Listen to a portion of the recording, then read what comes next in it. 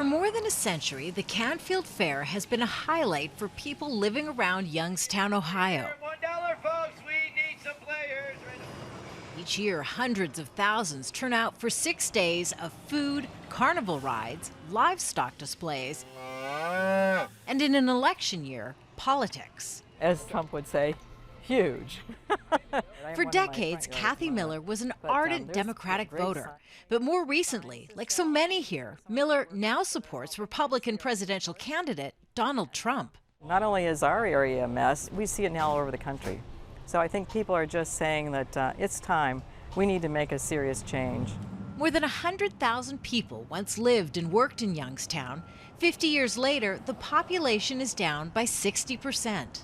Ever since the steel mills began closing decades ago due to a drop in demand, Youngstown has been struggling economically. This is the kind of working class town where Donald Trump must have a strong showing if he has any hope of winning the White House in November. That's why Trump and Democratic presidential candidate Hillary Clinton have made multiple stops to the region in the battle for votes.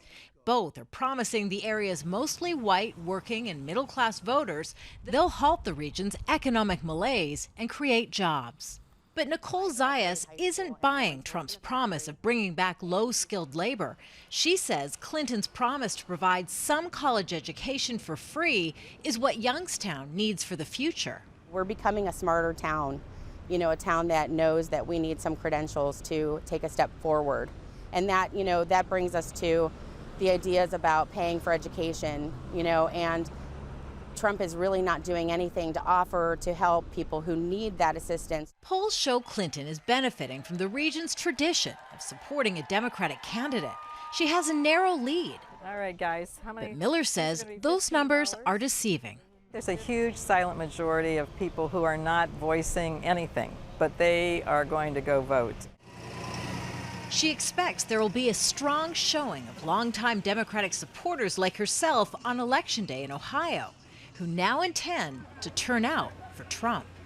Kimberly Halkett, Al Jazeera, Youngstown, Ohio.